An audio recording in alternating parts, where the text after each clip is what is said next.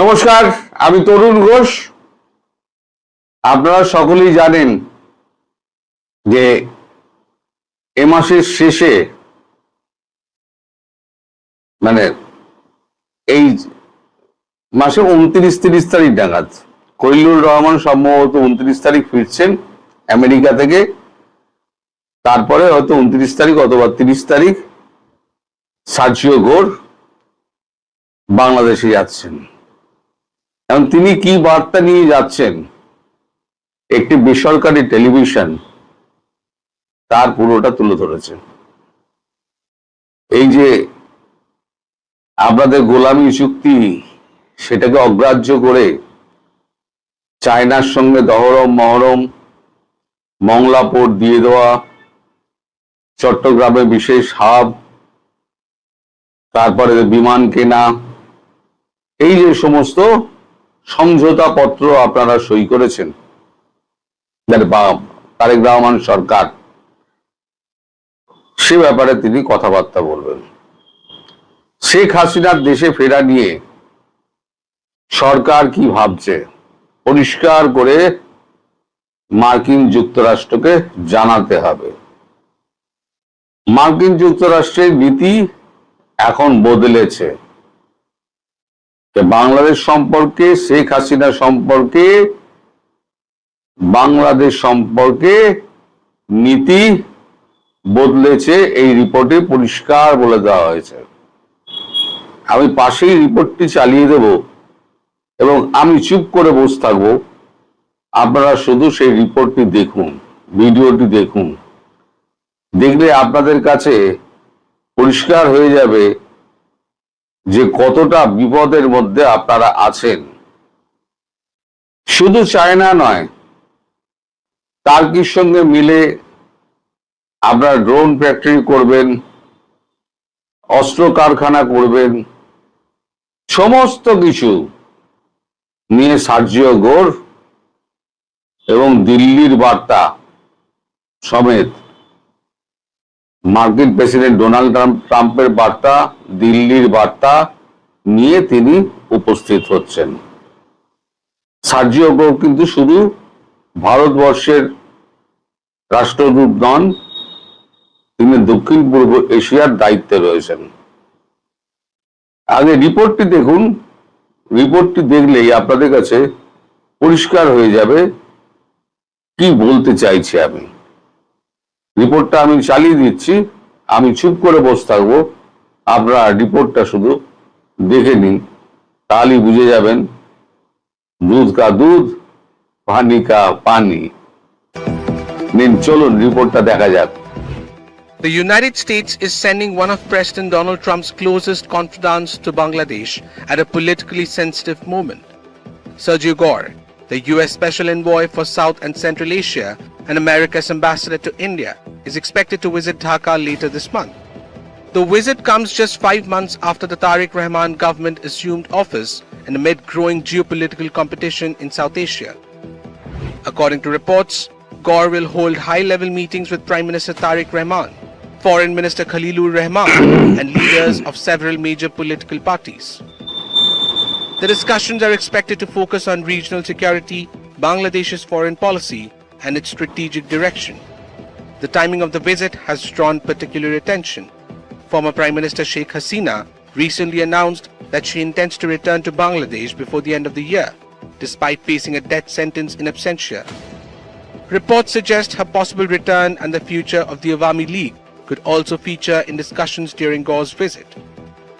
The United States is also facing increasing pressure over Bangladesh's human rights situation. Several American lawmakers and rights groups have raised concerns about the trial of Sheikh Hasina and the broader political environment in the country. This has fueled speculation that Washington may be reassessing its approach toward Bangladesh. Another major issue is Bangladesh's rapidly expanding ties with China. Prime Minister Tariq Rahman recently visited Beijing, where he sought Chinese investment in major infrastructure projects, including the Teesta project, the modernization of Mongla Port, and Special Economic Zone in Chittagong. Dhaka has also proposed deeper defense cooperation with China and is reportedly considering major military purchases, including fighter aircraft. For Washington, these developments are strategically significant. The United States is also expected to see clarity on China's proposed Bangladesh-Myanmar-China Economic Corridor, a project that could reshape regional connectivity and influence. Bangladesh's growing engagement with China, Pakistan and Turkey has also attracted close attention from both Washington and New Delhi. Bangladesh has also stepped up engagement with Turkey in recent months. Turkish Foreign Minister Hakan Fidan visited Dhaka as both countries explored closer diplomatic and strategic cooperation. The growing ties with Turkey alongside Bangladesh's outreach to China and other regional powers are expected to be closely watched by Washington during Sergey Gore's visit. Against this backdrop, Sergey Gore's visit is expected to be more than a routine diplomatic engagement.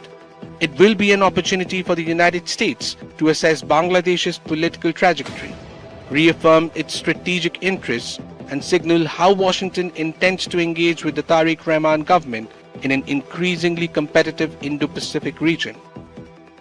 এখন বাংলাদেশিরা মনে করেন তারা হলেন গভীর জলের মাছ, তারা ডুবে ডুবে জল খাবেন, কেউ জানতে পারবে না।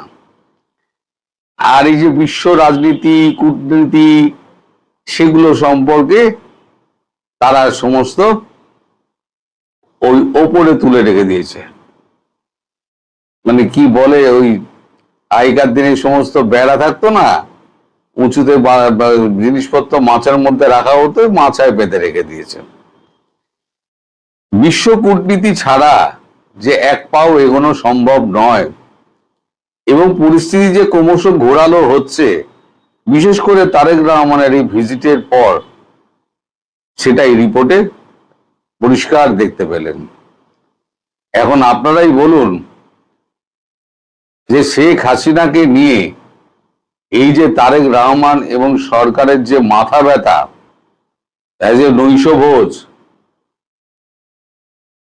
তাতে কি মানে বার্তা আসছে?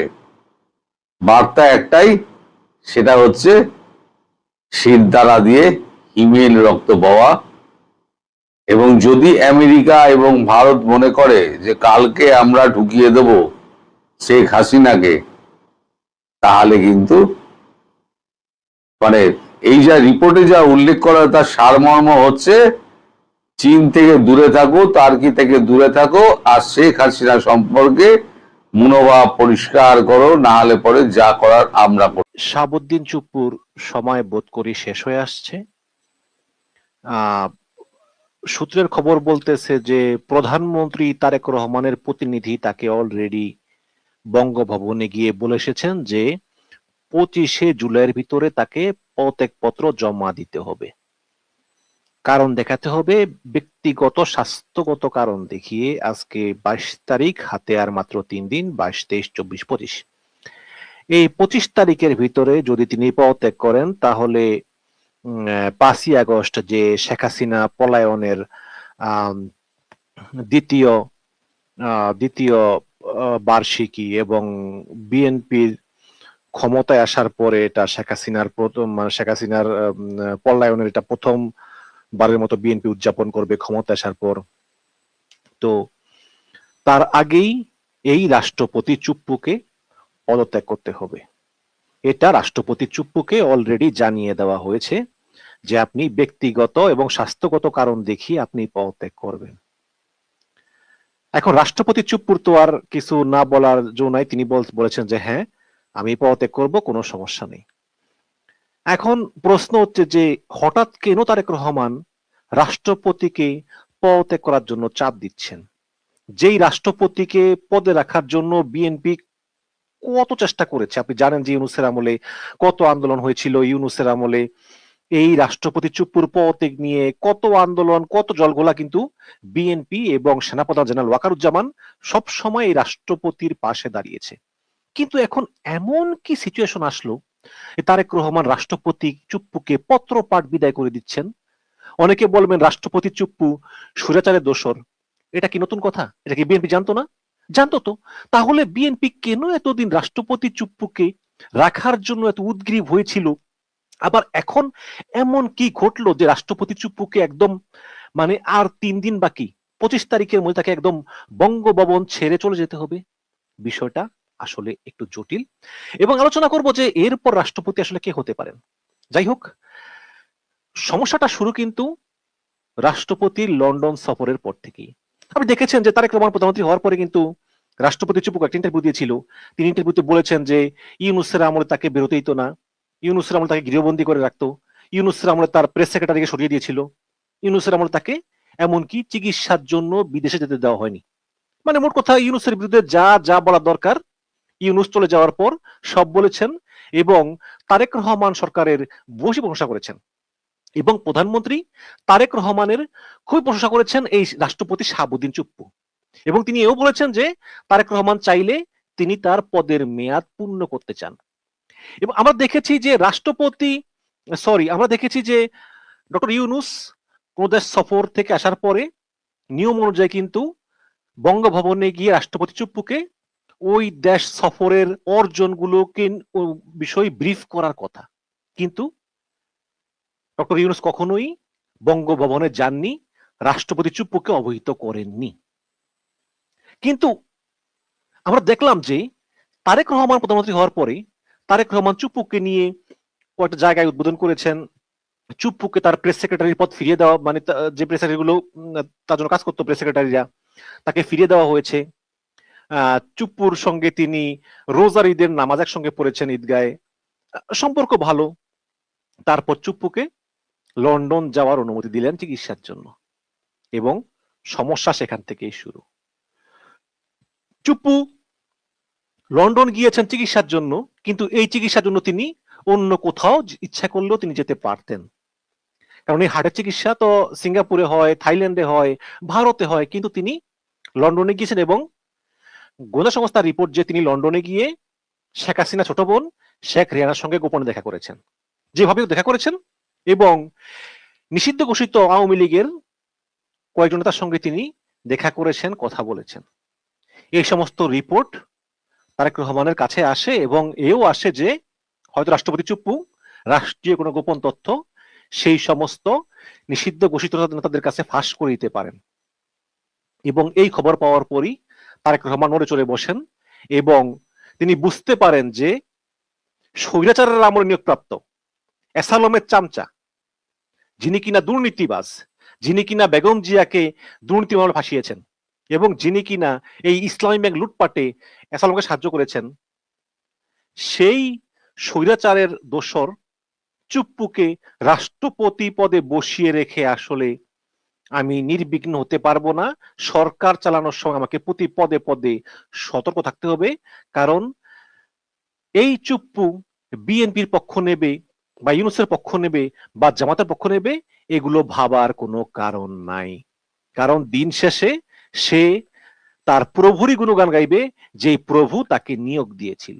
তো এই সমস্ত বিষয় তারেক রহমান সতর্ক হন, এবং খেয়াল করবেন তারেক রহমানের প্রথম সফর মালয়েশিয়া সফর এবং চীন সফর, এই দুইটা সফর শেষ করে কিন্তু তারেক রহমান বঙ্গভবনে গিয়ে চুপ্পুকে অবহিত করেননি, সফরের আউটকাম সম্পর্কে রাষ্ট্রপতিকে তারেক রহমান অবহিত করেননি। তাহলে ডক্টর ইউনূসও কিন্তু বিদেশ সফর শেষ করে এসে চুপ্পুকে অবহিত করতেন না, তারেক রহমানও শেষ পর্যন্ত সেই পথ অনুসরণ করলেন। তারেক রহমান আজকে মনে হয় 1 মাস হয়েছে তারেক রহমান করেছেন, মালয়েশিয়া চীন সফর থেকে আসছেন, তিনি একটা ভারও চুপ্পুর সঙ্গে গিয়ে দেখা করেননি। উপরন্তু এই যে কোরবানির ঈদে তারেক রহমানের পাশে চুপ্পুকে দাঁড়াতে দেওয়া হয়নি। নিয়ম অনুযায়ী রাষ্ট্রপতি প্রধানমন্ত্রী পাশাপাশি দাঁড়ান, এটা প্রোটোকল, এই রাষ্ট্রপতি এই প্রধানমন্ত্রী, কিন্তু রাষ্ট্রপতির আসন ফালানো হয়েছে তারেক রহমানের আরো কয়েক ধাপ পরে, সামনের কাতারেই কিন্তু আরো কয়েক ধাপ পরে। তারেক রহমানের নির্দেশেই রাষ্ট্রপতির আসন তারেক রহমানের পাশাপাশি করা হয়নি। এই গেল এক। তবে একটা ছাড় দিয়েছে, যেমন চুপ্পু বলল যে সরকারকে যে আমার টাকা দরকার 20 লাখ। আপনারা জানেন যে এসালম কিন্তু ইসলামী ব্যাংকগুলো ধ্বংস করে দিয়েছে। তো ইউনূস সরকার যেই 7টা বা 5টা ব্যাংক একত্র করে একটা দিয়েছে, যে সম্মিলিত ইসলামী ব্যাংক নাম দিয়েছে, তার ভিতরে একটা ব্যাংক হচ্ছে গ্লোবাল ইসলামী ব্যাংক। তো এই গ্লোবাল ইসলামী ব্যাংক তো খুবই কষ্টে আছে, এদের টাকা নাই, পয়সা নাই, এসালাম সব শেষ করে দিয়ে গেছে। এখন জনগণকে মানে অল্প অল্প করে টাকা দেয় আর কি, কাউরে বেশি টাকা দেয় না। কিন্তু চুপ্পু তা সে বলেছে যে আমার অ্যাকাউন্ট থেকে আমাকে টাকা দেন 30 লাখ, আমার চিকিৎসার দরকার আছে। তখন সরকার তাকে বিশেষ বিবেচনায় 20 লাখ টাকা দিয়েছে। যাক দিয়েছে, সেটা এটা ভালো করেছে, দিয়েছে তার চিকিৎসার জন্য দিয়েছে। এই তো এত কিছুর পরে সর্বশেষ জামাত ইসলাম এবং এনসিপি তারা তারেক রহমানকে বলেছে যে আপনার কাছে আমরা জানতে চাই মাননীয় প্রধানমন্ত্রী, যে এই চুপ্পুর ভিতরে এমন কি আছে যে আপনি তাকে মানে বাদ দিতে পারতেছেন না? আপনি কি বুঝতেছেন যে এই চুপ্পুর ভিতরে এমন কোনো কোয়ালিটি নাই, এমন কোনো গুণ নাই যে এই চুপ্পু আপনার কিছু দিবে? সে হচ্ছে স্বৈরাচারের দোসর। আপনি কেন তাকে এখনো পদে রাখছেন? এতদিন আপনি বলছেন যে যদি আমি রাষ্ট্রপতিকে তখন বাদ দেই, তখন নির্বাচনের সময় নতুন রাষ্ট্রপতি থাকবে। এখন তো আপনার সরকারের কয়েক মাস চলে গিয়েছে, ফেব্রুয়ারি, মার্চ, এপ্রিল, মে, জুন, জুলাই, আগস্ট, প্রায় 6 মাসের মতো চলে গিয়েছে। এখন যদি আপনি কোন রাষ্ট্রপতি নিয়োগ দেন, তাহলে সামনে নির্বাচনের সময়ও কিন্তু আপনার নিয়োগপ্রাপ্ত রাষ্ট্রপতি তো থাকবে, তাহলে তো আর ওই সমস্যা নাই। কিন্তু এই চুপ্পুকে আপনি রেখে আপনি ফ্যাসিবাদের একজন অন্যতম দোসরকে রাষ্ট্রের সর্বোচ্চ পদে বসিয়ে রাখতেছেন, এবং সামনে আবার জুলাই মাস। সুতরাং এটা এই জুলাইয়ের চেতনার সম্পূর্ণ পরিপন্থী। আপনার কাছে অনুরোধ, আপনি 5ই আগস্টের আগেই এই চুপ্পুকে সরিয়ে দিন। আমরা নতুন রাষ্ট্রপতি দেখতে চাই সেই হাসিনা পলায়নের দ্বিতীয় বর্ষপূর্তির আগেই। তো যেই কথা সেই কাজ, তারেক রহমান চিন্তা করলেন যে কথা তো ঠিকই আছে। তখন তিনি তার বাহককে দিয়ে পত্র পাঠালেন যে আপনাকে 25 তারিখের মধ্যেই স্বাস্থ্যগত কারণ দেখিয়ে পদত্যাগ করতে হবে, আর যদি পদত্যাগ না করেন তাহলে সংসদে আপনাকে ইমপিচমেন্ট করার মতো আমাদের 300 আসনে 300 ভোটিরা আছে, তাই না? বিএনপি জামাতেই তো সংসদে, আওয়ামী লীগ তো নাই। কাজে যদি বিএনপি চায় ওই জামাতের ভোটও পাবে, বিএনপির ভোটও পাবে, সবাই ভোট দিবে, কারণ চুপ্পু তো ফ্যাসিবাদের দোষর, তাকে তো পছন্দ করে না, তাই না?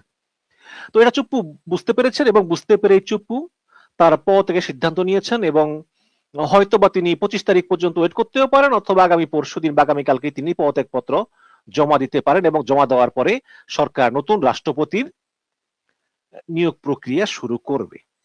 তো এভাবেই আসলে মানে বাংলাদেশ সরকার থেকে ফ্যাসিবাদের শেষ চিহ্ন মুছে যাবে এই চুপ্পুর বিদায়ের মধ্য দিয়ে। এবং এটা অবশ্যই আমাদের জন্য অত্যন্ত আনন্দের একটা সংবাদ যে যাই হোক শেষ পর্যন্ত অনেক কাঠখড় পেরিয়ে, অনেক চড়াই উতরাই পেরিয়ে আমরা ফ্যাসিবাদের শেষ চিহ্নকে রাষ্ট্রযন্ত্রের উচ্চ পদ থেকে আমরা সরাতে পারতেছি। এটাই হচ্ছে আমাদের বড় প্রাপ্তি। এখন প্রশ্ন হচ্ছে যে নতুন রাষ্ট্রপতি কে হবেন? জুলকারনাইন সায়ের তিনি বলেছেন যে মন্ত্রী পরিষদ সচিব নাসিমুল গনি হবেন পরবর্তী রাষ্ট্রপতি। কিন্তু আমার কাছে বিষয়টা না মানে ঠিক মতো মনে হয় না, হয়তো তিনি কোনো মিস ইনফরমেশন পেয়েছেন। কারণ নাসিমুল গনি তিনি হচ্ছেন মন্ত্রী পরিষদ সচিব, একজন রানিং মন্ত্রী পরিষদ সচিবকে রাষ্ট্রপতি বানানো এইরকম নজিরবিহীন ঘটনা বাংলাদেশে তারা কোনো ঘটাবেন? ওইসব তো ঘটেছে। তো শেখ হাসিনা যখন চুপ্পুকে রাষ্ট্রপতি বানালেন তখন তো ওবায়দুল কাদের রেগে আগুন, ওবায়দুল কাদের মনে হচ্ছে তাকে বানানো হবে, তাই না? যে চুপ্পুকে আমরা চিনতাম না, যে চুপ্পু অ্যাসালমের চামচা, সেই চুপ্পুকে বানিয়ে ফেলো রাষ্ট্রপতি, মানে আওয়ামী লীগ মেনে নিতেই পারেনি। কিন্তু শেখ হাসিনা তার নিজের ইচ্ছে বানিয়েছিলেন। এখন গণতান্ত্রিক দেশে মানে এই এই পার্লামেন্টারি ডেমোক্রেসি সিস্টেমে কিন্তু প্রধানমন্ত্রীর কথাই শেষ কথা। তারেক রহমান ইচ্ছা করলে যাকে মন চায় তাকে রাষ্ট্রপতি বানাতে পারেন, সেই শক্তি তার আছে। কিন্তু প্রশ্ন হচ্ছে যে তিনি রাষ্ট্রপতি কি এমন কাউকে বানাবেন যিনি কিনা পলিটিশিয়ান না? সাধারণত কোন দল ক্ষমতা থাকলে তা সবচেয়ে সিনিয়র যে পলিটিশিয়ান তাকেই বানায়। এটার একমাত্র ব্যতিক্রম ছিল এই রাষ্ট্রপতি চুপ্পু, শেখ হাসিনার নিয়োগপ্রাপ্ত। এখন সংবাদ হচ্ছে দুটো, একটা হচ্ছে যে মির্জা ফখরুল ইসলাম আলমগীর, তাকে বলা হয়েছে যে আপনি রাষ্ট্রপতি পদে বসেন, কারণ এক নম্বর হচ্ছে আপনি সিনিয়র রাজনীতিবিদ, দ্বিতীয় হচ্ছে আপনি নির্বাচনের সময় বলেছেন যে এই নির্বাচনই আপনার শেষ নির্বাচন, আপনি আর হতে চান না। আর 3 নম্বর হচ্ছে যে রাষ্ট্রপতি পদে আপনার চেয়ে যোগ্য আর কেউ নাই। আপনার স্বাস্থ্যগত কারণ, স্বাস্থ্য ভালো না তেমন একটা, আপনি পার্লামেন্টে আসবেন, ডিবেট করবার কোনো দরকার নাই। তার চেয়ে আপনি রাষ্ট্রপতি পদে আসীন হন। আসীন হলে আমাদের জন্য এটা ভালো হয়, কারণ তারেক রহমানরা বর্তমানে আপনি বিএনপির জন্য অনেক করেছেন, সব কোনো সন্দেহ নাই, তিনি করেছেন, একাধিকবার জেল কেটেছেন, এবং মির্জা ফখরুলের মধ্যে কি নেতা খুব কম পাওয়া যাবে। এখন মির্জা ফখরুল এখনো এ ব্যাপারে পুরোপুরি আশ্বাস দেননি, তিনি বলেছেন তিনি ভেবে জানাবেন।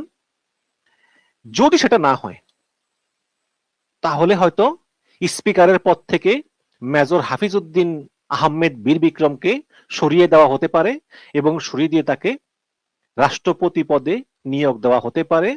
সেক্ষেত্রে আরেকজন স্পিকার পদে আরেকজনকে নিয়োগ দেওয়া হতে পারে। এই হচ্ছে গিয়ে বিষয়, তবে এখনো কোনো কিছুই ক্লিয়ার না। আপনারা অনেক গুজব শুনবেন, অমুকে রাষ্ট্রপতি হচ্ছে, অমুক রাষ্ট্রপতি সংযোগের মাধ্যমে অনেক গুজব টুজব শুনবেন, কিন্তু বড় কথা হচ্ছে তারেক রহমান রাষ্ট্রপতি পদে সিনিয়র রাজনীতিবিদ ছাড়া কাউকে করবেন না। নাসিমুল গণিত প্রশ্নই আসে না। হয়তো এমন হতে পারে খন্দকার মোশাররফ হোসেন বা ডক্টর মঈন খান, এমন সিনিয়র কাউকে তিনি রাষ্ট্রপতি পদে বিবেচনা করবেন বলেই শোনা যাচ্ছে, বাট এখনো ক্লিয়ার না। কিন্তু অনেকেই অনেক কথা অনেককে দিয়ে বলাচ্ছে। যেমন আমি এমনও শুনেছি যে অনেক নেতা মোটামুটি সিনিয়র, বেশি সিনিয়র না, তিনি প্রবাসী অমুক সাংবাদিককে বলতেছেন, যেটা আওয়াজ উড়িয়ে দেয় যে তারেক রহমান অমুককে রাষ্ট্রপতি বানাবে। তো মাঝে মধ্যে আবার ওই আওয়াজেই তারেক রহমানের কাছে কানে যায়, তারেক রহমানের আবার বলে যে সে দেখেন, মানে আমাকে আপনি রাষ্ট্রপতি বানাবেন শুনে কি একটা, মানে সোশ্যাল মিডিয়াতে একটা কি একটা আলোড়ন উঠে গিয়েছে। তারপর তখন চিন্তা করবো তারেক রহমান যে আচ্ছা তাই তো, তাহলে তো ওরই বানিয়ে দিতে হয়, এরকম আর কি। এরকম অনেক সাংবাদিকদেরকে অনেকে ফোন করে বলে যে আমার নামটা আওয়াজ উঠাও যে আমি রাষ্ট্রপতি হচ্ছি। বিষয়টা তা না। কে রাষ্ট্রপতি হবেন, কে রাষ্ট্রপতি হবেন না, সেটা একমাত্র জানে তারেক রহমান, আর কেউ না। সুতরাং তারেক রহমান একজন যোগ্য রাষ্ট্রপতি নিয়োগ করবেন, সেটা হতে পারে মির্জা ফখরুল ইসলাম, হতে পারে মেজর হাফিজউদ্দিন বীর বিক্রম, হতে পারে ডক্টর মঈন খান, অথবা মির্জা ফখরুল ইসলাম আলমগীর। আমরা দেখি, অপেক্ষায় রইলাম। তবে সুসংবাদ হচ্ছে যে শেষ পর্যন্ত ফ্যাসিবাদের দোষর রাষ্ট্রপতি চুপ্পু বিদায় নিচ্ছে, ফ্যাসিবাদের শেষ প্রদীপ এই রাষ্ট্রপতি চুপ্পু বিদায় নিচ্ছে, এটা আমাদের জন্য অবশ্যই সুসংবাদ। আরেকটা বিষয় বলি, জামাত ইসলামের এমপি নজরুল সাহেব, তাকে জামাত ইসলাম বহিষ্কার করেছে, খুব ভালো কাজ করেছে। আমি একটা কথা বলি কি জানেন, যে সম্মান অর্জন করতে আজীবন লাগে, কিন্তু সম্মান নষ্ট করতে 1 সেকেন্ডও লাগে না। এই লোকটা এক সময় শেখ মুজিবের ডাকে মুক্তিযুদ্ধ করেছে, মুক্তিযুদ্ধের পরে জামাতে যোগ দিয়েছে, আজীবন জামাতে রাজনীতি করছে, এই নিয়ে 3 বারের মতো এমপি হয়েছে। অনেক সিনিয়র বর্ষিয়ার নেতা, বয়স মনে করেন মুক্তিযুদ্ধ করছে, তাহলে বয়স কম করে হলেও তো 72-73 বছর, আরো বেশি হতে পারে, হয়তো 80 বছর হতে পারে। সেই লোক তার নাতিনের চেয়েও কম বয়সী একটা মেয়ে। আচ্ছা, ইসলামে বা সমাজে কোন জিনিস বৈধ হলেও কি আপনি করতে পারেন সেটা? আপনার নীতি নৈতিকতা বলে কিচ্ছু নাই। আপনি একটা 80 বছর বয়সের একটা মুরব্বী মানুষ, আর ওই মেয়ে মেট্রিক পাস করছে, বয়স 16, মানে ঠেল্লা মিল্লা 17 বানাইছে আর কি। অবাক লাগে। অনেকে বলে ভাই অনেকেই তো করে, শুধু জামাত ইসলাম করলেই দোষ, মিডিয়া ইয়ে করে, অবশ্যই দোষ। আরে ভাই, বিএনপি আওয়ামী লীগ তো বলে না যে আমরা ধর্মের রাজনীতি করি, আমরা ইসলামের পথে আছি। তারা তাদের সেকুলার মতো রাজনীতি করে, তারা সেকুলার প্রগতিশীল বাম সবার সঙ্গে চলে। কিন্তু আপনারা যারা জামাত ইসলাম বলেন যে আমরা ইসলামের রাজনীতি করি, আমরা ইনসাফের রাজনীতি করি, আমরা ন্যায়ের রাজনীতি করি, সেই জামাত ইসলামের একজন এমপি যখন এই কাজটা করে, তখন মুখে চুনকালি পড়ে না? আমার মনে হয় বিয়ে শাদী কিচ্ছু হয় নাই, ওই মেয়ে সাধারণ মেট্রিক পাস মহিলা, মেয়েটা গরিব ফ্যামিলির, মহিলার বাবা আসছে তার কাছে যে আমার মেয়েটা একটা চাকরি দিয়ে দেন, তখন সে বলছে যে আচ্ছা যদি এই চাকরি দিতে হয় তাহলে আমার সঙ্গে থাকতে হবে এক রায়। তার এই বেকুবের বেকুবে এমন, ও একটা এমপি হয়ে একটা হোটেলে নেই। হোটেলের লোকেরা জানে না যে একজন এমপি এটা মেয়ে নিয়ে আইছে, কেন কি আইছে এক রুমের ভিতরে, মানে এমন বেকুবের বেকুব। তো গেছে ওই মেয়েরে নিয়ে, তো ওই মেয়েরে কিন্তু সে ওই চাকরি দেওয়ার কথা বললে কিন্তু ব্ল্যাকমেল করে আনছে, সত্য কথা হচ্ছে এটা। কিন্তু যখন দেখলো যে ভিডিও ফাঁস হয়ে গেছে, তখন কাজীরে ফোন কইরা বললো যে কাবিননামা রেডি করো, 17ই জুলাইয়ের কাবিননামা, এখন তো হইছে 22 তারিখ, 17 তারিখের কাবিননামা, আরো কয়দিন, আরো 2-3 দিন আগে 17 তারিখ কাবিননামা রেডি করো, কইরা তাড়াতাড়ি একটা কাবিননামা বাইর করো। আর নিজের আগের বউরে ফোন কইরা বলছে যে তুমি বলবা যে একটা ভিডিও দাও তাড়াতাড়ি, যে আমার স্বামী বিয়ে করছে আমার অনুমতি নিয়ে, এরকম একটা কাবিন কাবিন কইরা ফেলাইছে। কইরা ফেলে তারপর ওই মেয়েকে তার দ্বিতীয় স্ত্রী পরিচয় দিছে। ভাই বিশ্বাস করেন, আমি তো একটা বিয়ে করছি, এত ব্যস্ত থাকি অফিসে, এখানে সেখানে, মাঝে মধ্যে মনে হয় যে আমি আমার একটা বউরে সময় দিতে পারি না, এত ব্যস্ত। আর এই 80 বছর বয়সের বুড়া, তার বউ আছে একটা, সেখানে আবার এই দ্বিতীয় বিয়ে করছে কারে, এই 16 বছরের 17 বছরের মেয়েরে। আচ্ছা, 80 বছরের বুড়ার সঙ্গে 17 বছরের মেয়ের যায়? মনে করেন এটা ইসলামে বৈধ, সমাজে বৈধ, তাই বলে এটা এটা করা উচিত হবে? বাংলাদেশে একজন এমপির আন্ডারে 3 লক্ষ 4 লক্ষ 5 লক্ষ লোক থাকে, অনেক। আপনি কয়জন নাগরিকের খবর রাখেন, কয়জনের দুঃখ কষ্টের খবর রাখেন, উন্নয়নের জন্য কি কাজ করেন? জামাত